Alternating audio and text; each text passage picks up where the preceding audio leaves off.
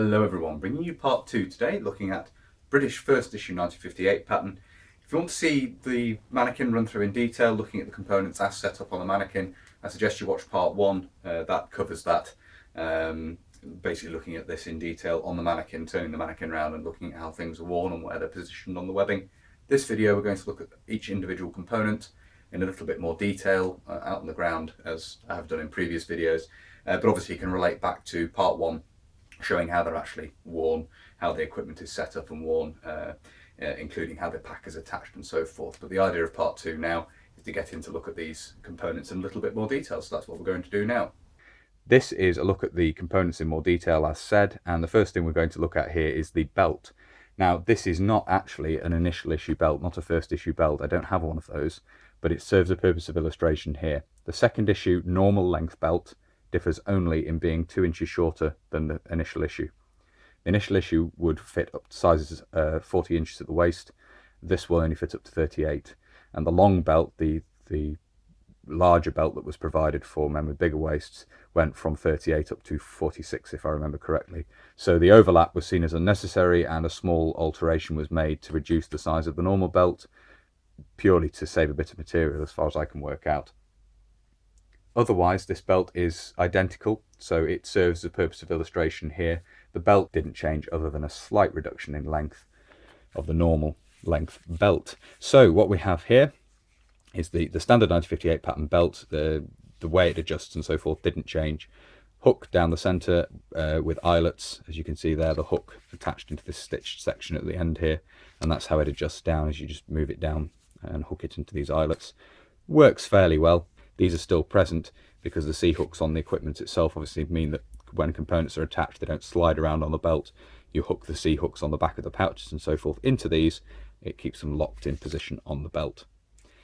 The buckle is the standard Mills hook and loop 1919 patent buckle. Very simple design, very long lasting design, copied on all sorts of different equipment in other countries. And then you have the sliders on each side to keep the double back section of the belt neatly tucked in, neatly held together behind the buckles there. So pretty standard for British practice there. That didn't change a great deal. If we move this round, we no longer have buckles on the back of the belt. Obviously the yoke has sections which clip onto the belt using C-hooks. So what we have here are the D-rings for the cape carrier, which clips on at the back.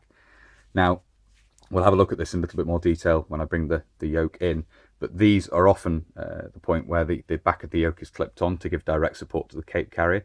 But certainly in some early photographs of the 1958 pattern being used, particularly when the cape carrier is not attached, it's not uncommon to see them clipped in, actually inward of these two points here, because as we'll see when we bring the yoke in, they're actually slightly, have to come out at an angle to clip onto these. As you can see, the back of the yoke attaches to the belt using these sections which have 2 C-hooks on each, and it's common to see these attached over the support points for the cape carrier, but as you can see, they actually have to flare out slightly from the yoke to do that. It's not uncommon in early use of 1958 pattern to see them clipped together very close on the back of the belt. Just a variation you see in the way it's assembled. It's, as I say, just an interesting thing to note from early photographs of the kit in use, particularly in Aden and so forth in the mid-1960s. You can see that these are attached, quite commonly attached inboard of the 2 D-rings to attach the cape carrier. We'll move on now and have a look at the yoke itself in more detail. Okay, so the yoke is a major step forward in British web equipment, the way it's supported. The initial issue differs only in minor details from that which was issued later on. It has a large padded area over the shoulders here. You can see this is all padded here, so the straps coming over the shoulders and the bit that rides over the shoulder blades is all padded. And then we have a thinner section here that isn't padded, and that then necks down to the strap and the buckle here, which attach at the front. At the rear, the straps are just sewn directly into the padded section with a buckle there, which allows them to be adjusted. And as we've already seen, they attach to the belt using these C-hooks, little bits here. These were also provided separately. I believe later on, when the pistol equipment was introduced for use, the pistol accoutrements were introduced for use with 1958 pattern. These little sections here were provided separately, so you could loop the front straps through them in the absence of the ammunition pouches. So that's a little detail we'll look at in a future video. At the rear, on the padded section here, we have the attachment point for the helve of the lightweight pick or the lightweight shovel. We pull the quick release tab here, which is a little bit stiff. There we go, it's heavily worn. If we undo those, you can see we have the male portion of a lifter dot fastener there serving as a spigot, and the handle comes up here, be it for the pick or the shovel has a hole in it. That goes through the hole, and then you just fasten the quick release back over the top. And I'm not sure I'll be able to do this looking through the camera. It's a little bit awkward, this one, because the tab is slightly folded up and rucked up there, but I've got it in. So that's all done with quick release, which is the standard fitting for the 1958 pattern. If we bring this round here, what we're missing that differentiates this from later yokes is the small straps which would guide the straps on the pack, which we'll see when we look at the pack. The pack attaches to the yoke by two straps which come over here, and using little hooks hook into these D-rings. Really an effective way of carrying a heavy load over the shoulders, but that's what they went with. Why, I don't know. Compared to previous methods of attaching a pack and so forth to the equipment, it's daft. It's a really poor design, but there we go, that's what they went with. As I say, the yoke would be modified in other issues to have the strap to guide that the strap off the pack so it didn't slide off the yoke, because obviously if it slid off the yoke, it's only a 1-inch strap, you've got the weight of the pack bearing directly on your shoulder. That was a slight improvement in the design, but not much of one. So that's the initial issue yoke. That's the difference, is that lack of a small strap here to guide that strap over the shoulder. At the front here, this attaches to a ring on the back of the ammunition pouches, loops through. The strap then passes through the buckle here, and it can actually be tightened whilst the equipment is worn, which is a good feature of the design. So there it is.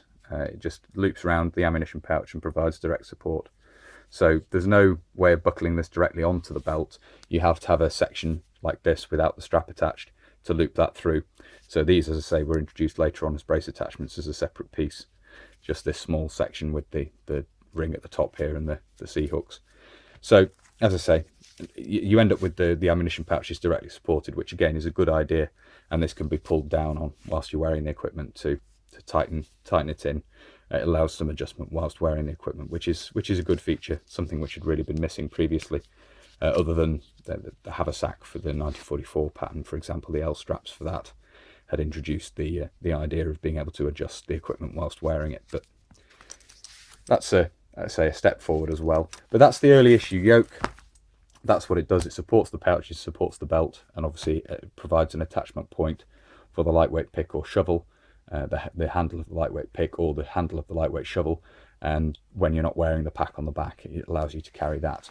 So the next thing we'll look at here are the first issue ammunition pouches, and these do differ quite significantly from those which were issued later on, which are those which are most commonly known, the third issue, which are both sit angled on the belt and are of considerably greater capacity. These are quite an interesting design in that they are a step away from previous British practice. They're designed to sit low on the belt, as you can see.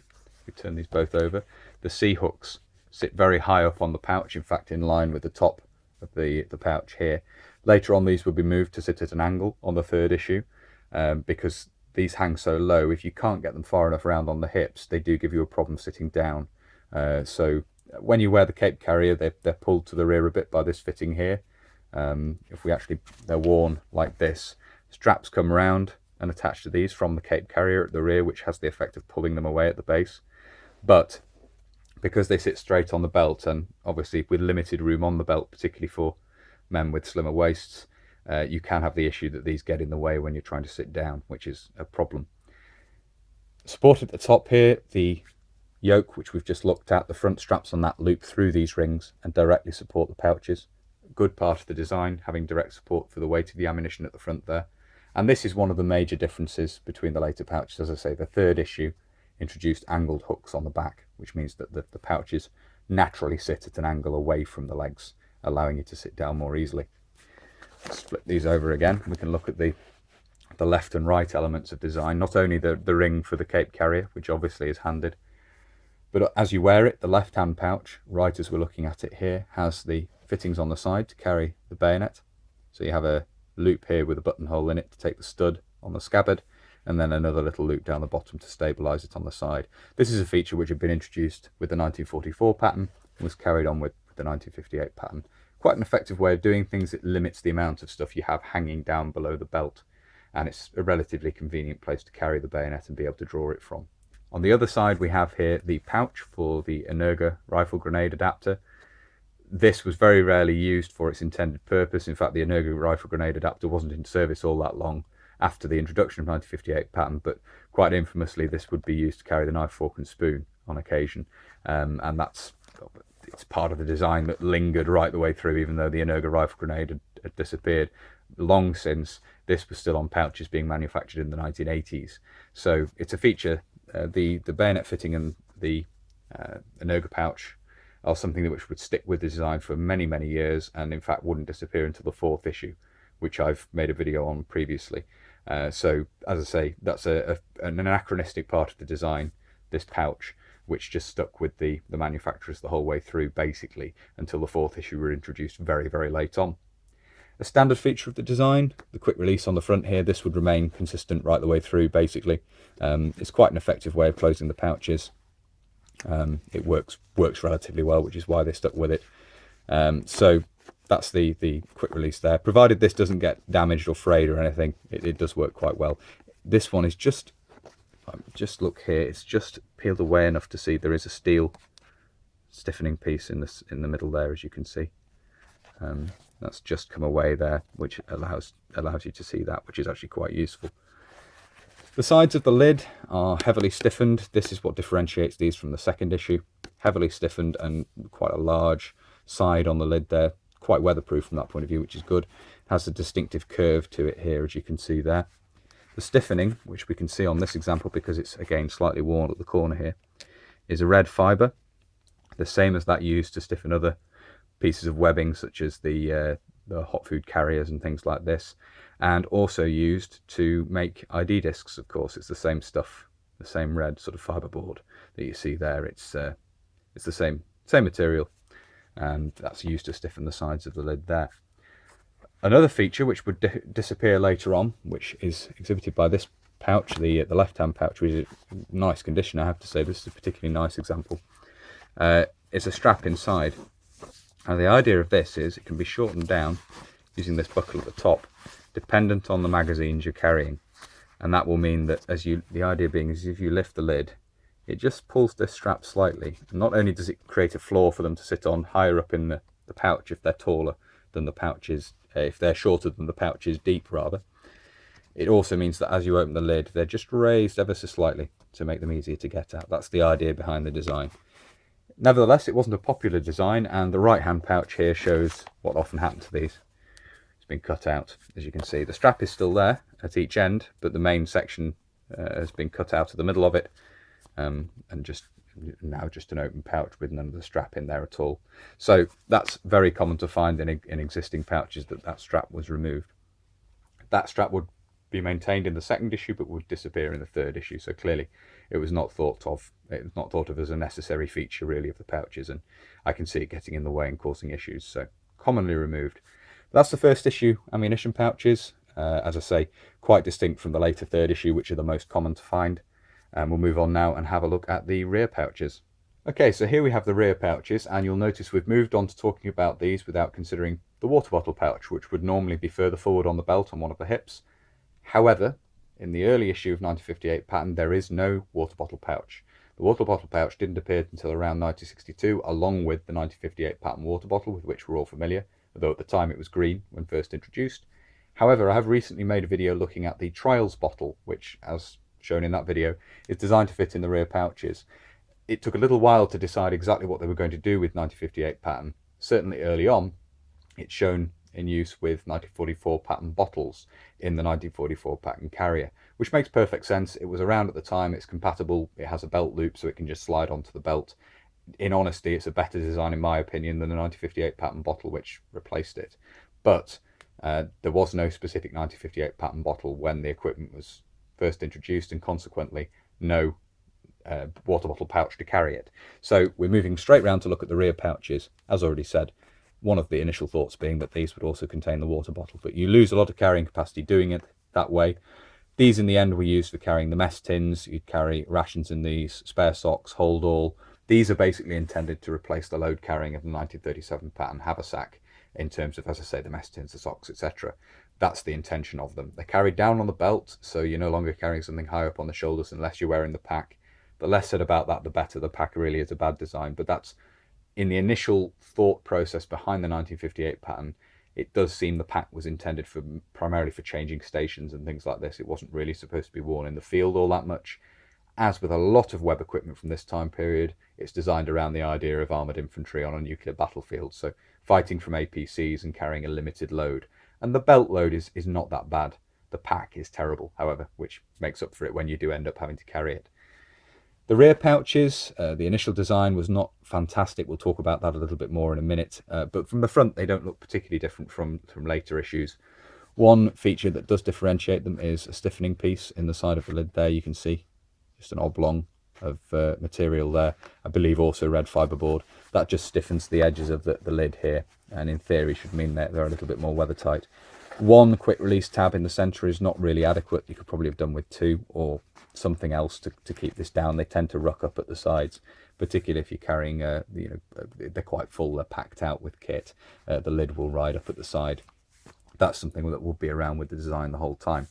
They are two separate pouches but joined with a piece of webbing in the rear there. As you can see, they're captive together. This means that the handle coming down from the yoke or from the pack can pass between these, and it can then be stabilized by the cape carrier, the strap on the cape carrier, which is supposed to be carried underneath. Obviously later on that would be changed quite significantly. We've carried above the pouches quite commonly, but obviously as designed it's supposed to be clipped onto the bottom of the belt and carried beneath them. We flip these over, we'll see the major difference between the third issue. The second issue delete the stiffening piece. We'll have a look at those in a future video. The third issue differed quite markedly in the way it's attached to the belt and the yoke.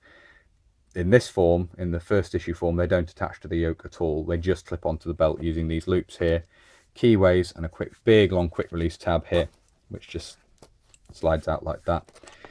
These keyways then pass over these loops here, so belt in there, belt loops over, and then quick release tab through the keyway, through to hold the keyways in place, like that. No support up here. They sit quite high on the belt sits here. You've got a good, well, 3 inches above there, and if you're wearing the pack bearing down on top of these, it's even more of a problem. These will sag away from the belt, and that made them uncomfortable. If you've got the mess tin at an angle digging into your hip bone, not comfortable. So these were modified with the third issue, which we'll look at in a future video, to have a set of these little metal loops up here and another quick release tab, which at least kept them captive to the upright strap on the yoke, which meant they didn't sag away from the body as much. That was a major design flaw, really. It should have been foreseen earlier on. I have to say, I think that's a pretty daft thing not to think of. The fact that if you're carrying weight above the belt in these, it's going to sag away from the body. But there we are. The initial design didn't take that into account. As I say, these would remain relatively unchanged, apart from that and the stiffening piece in the side of the lid being deleted. The capacity and so forth would stay the same throughout their use. Something hidden away in the rear pouches are the utility straps, which neatly slot underneath the lids here in these little channels that are stitched in. And the earliest issue examples of these show a feature of the equipment which would disappear because it was not up to snuff, which is the little crimped tip on the end there. As I say, these were not a good part of the design. These would pull off quite easily, so they went back to the riveted type, which had been seen on previous British web equipment. So a slightly cheaper way of doing things, probably copied off American practice. The metal work on the Americans tend to be deeper and gets more of a purchase on the webbing, but in this instance these little short tips on the end didn't do the job, so they would be replaced later on. But the first issue straps for this have these. Just to say thank you to my friend Alan for lending me these to have a look at. I don't yet have a set of first issue straps, so that's something to look out for the future. But that's the first issue utility straps. And we'll move on now to have a look at the cape carrier and the pack. These are a feature on there as well, as we'll see. The next thing we'll look at here is the cape carrier, and as we talked about previously with the ammunition pouches, the magazine pouches, the straps on this loop around the hips and attach onto the ammunition pouches, and that means that this is stabilized to a degree and shouldn't bounce around too much, and it also pulls the ammunition pouches back a little bit, as we discussed before. So these clips here go to the lower little loops on each side of the ammunition pouches. That's what these snap hooks are for. The top here, we have the 2 snap hooks to attach onto the D-rings on the belt, of course. Latterly, of course, this would often be carried above the pouches, but as designed, it's supposed to go underneath the belt at the rear. This doesn't just carry the cape or poncho. It is termed a cape carrier officially, but obviously was used to carry the 1962, well, probably the 1944 pattern, the 1962 pattern, and then latterly the lightweight poncho, which is the nylon version. But there was a 1962 pattern, which was still the heavyweight rubberized cloth type. This will also carry the head for the pick, which fits into this part of the carrier here. Undo the quick release and undo this buckle here. You'll note the strap here has the little crimped tip on the end, as we saw with the utility straps, and it does catch in the buckle, which is annoying. So there we go. So that will take the head of the pick there. So that will take the pick head in there. This strap here, obviously we have 2 adjustment points for it with the quick release. That will loop around the helve of the pick or the handle of the shovel as it comes down to stabilize it. So that's another feature of the design. To open the main body, there's 2 quick release straps here. Pull those and it opens up, and you can see we have 2 adjustment points there. So this is simply pop your rolled up poncho in there and buckle this around it basically, and that's all it is, the main body of it. This, unlike a lot of the other bits we've been looking at, actually has a nice clear stamp. You can see there MW&S 1962 and the contract number there. So that's nice to see, is a nice clear stamp. 1958 pattern is notorious for the stamps wearing off, but this has been preserved quite nicely. It's a very nice condition piece for a relatively early bit of the equipment. It's survived in good condition. So that is that's the first issue cape carrier. The next thing to look at is definitely the worst part of the equipment and something of an abomination really, and that is the pack. We'll look at the features on the front here to start with. We'll flip it over, have a look at the side pockets and so forth. It's not a great design by any means, mainly due to the fact of having a very poor method of attaching to the rest of the equipment. But looking at the front here, we have a separate set of cross straps over the body. There's no supporting straps as there were with the 1908 pack, which of course was used with the 1937 pattern. So you have these separate cross straps here to allow the helmet to be carried on the back of the pack. Underneath that we have a fitting here which is copied from that on the back of the yoke. So when you're wearing the pack you can move the shovel to the back of the pack. That's the idea of that. There's a carrying handle in the centre here, the centre of the flap. Straps up on the top of the flap as well. You can see they're sewn on. These are captive, and you can use these to attach the sleeping bag or possibly the parka at the top as initially designed. These little straps here have the little crimp tips on them. The end of the straps, which the cross straps for carrying the helmet, have slightly larger crimped tips on the ends of those as well. The main body of the pack closes with these 2 straps here, obviously, which just buckle through these aluminium buckles on the front here. All the fittings are fairly standard for first issue. Again, you have the crimp tips on the front there. The pack didn't change a great deal, much like the rear pouches. We do have stiffening in the sides of the lids here, so the stiffening would disappear and these would be swapped for the riveted tips on the straps. Otherwise, the pack didn't really change a great deal. I think the second issue also deletes this, so there's a third issue pack and a second issue pack. The second issue deletes these, and then the third issue introduces the riveted tips, as I remember. There will be a video on the second issue. I think the pack is one of the few bits I'm missing from that, so that will sort of govern when that video is produced in the future. You can see the side pockets here, very long, thin design, or tall, thin design. Obviously single buckle in the centre there, stiffened sides to the lids as we've just seen. Bring that into shot there. Single buckle, little strap with the crimp tip. That's the 2 ways you tell it's a first issue, is the crimp tip and the stiffened sides to the lids. And this is mirrored on the other side. So you've got these 2 relatively shallow, quite tall side pockets. And just obviously for use for carrying smaller kit that you can pack in the side there, whatever you can pack in there. We flip this over. Obviously, in common with the rear pouches, there's a little white panel there to write your details. And then we have the method of attaching this to the rest of the webbing. A really poor design. You have these little hooks here, little aluminium hooks. These straps, as you've seen on the previous, on part one, when this was on a mannequin, these hook over the shoulders and hook into the D-rings on the yoke. So literally these little straps here, and particularly with the first issue yoke, these have the tendency to slip off the yoke and bear directly on the shoulders. It's also, the pack's just swinging around on these straps. It's not really securely attached to the rear, so not a great design from that point of view. There should be some stabilization in that these straps pass around at the top of the hips, just above the hips. These clip onto the top of the ammunition pouches.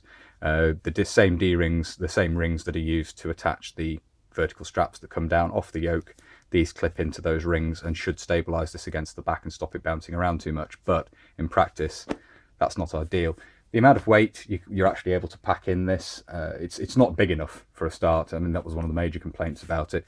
But the actual weight and so forth you can pack into this it goes really beyond what this limited method of attaching it to the equipment. It goes beyond what that's really capable of carrying effectively. So it's not big enough for what it's needed for, and the weight it can carry is too much for the system of attaching it to the rest of the webbing, basically. A similar thing happened with the M1956, the US equipment. The sleeping gear carrier for that, again, seems to be a bit of an afterthought and not really properly designed to attach to the rest of the equipment in an effective manner which balances the load and so forth. Ergonomically, it's a poor design, this pack, as was the sleeping gear carrier for the M1956. Interestingly, of course, both systems really designed for armoured infantry carrying the belt load as opposed to really having to carry much else. And so when it does come to carrying more kit, it seems to be very much an afterthought. There's not a huge amount of design has gone into this in terms of the load the soldier actually needs to carry and carrying it effectively. Obviously, thinking of needing to carry the helmet, they've been added on the cross straps and things at the front because you no longer have the supporting straps of the 1908 pack, so that sort of thing's been thought of. But the actual way this is carried is just really lacking in terms of ergonomic design. And it can't be carried separately, of course, really. You'd have to jury rig a way of doing that. It's not designed to be carried as a separate rucksack. So not a great design by any means. So there we are. That's a run through these first issue components of 1958 pattern in a little bit more detail, looking at the design elements of these, and a little bit more detail of exactly how they go together, the different fittings and fixtures and so forth. I hope you found that interesting. Obviously, there'll be another video coming up looking at second issue components, third issue components, etc. A series of videos looking at that at some point in the future. But I thought it would be interesting to have a look at the web equipment as it was first introduced into the British Army as a standard issue set, as opposed to the trials items which had gone before. Obviously, there are earlier examples of some of these components from the trials which were conducted running up to the introduction. But this is the first set of sort of standard issue components. But that's everything I wanted to cover in this video, I think. I hope, obviously, if you like this sort of content and you'd like to see more, then please do consider subscribing to the channel. If you haven't already, it's greatly appreciated, those who do. And if you are doing, make sure you hit the little bell, little notification button. There's an option there to be alerted when I upload future videos. Good way of keeping up with what's going on. If you really like my uploads and you'd like to support the channel, as some people have, there is a Patreon link down below and PayPal as well. And a big thank you, as ever, to everyone who supports me over on using those two methods. It really is greatly appreciated. There's also the social media for the channel as well. There's Facebook, Instagram and Twitter now as well. All linked down below should you wish to follow the channel over there. And if you wish to get in touch but don't really use social media that much, there is also an email address as well, which can be found in the description of the video down below. But that's everything for now. So until next time, bye for now.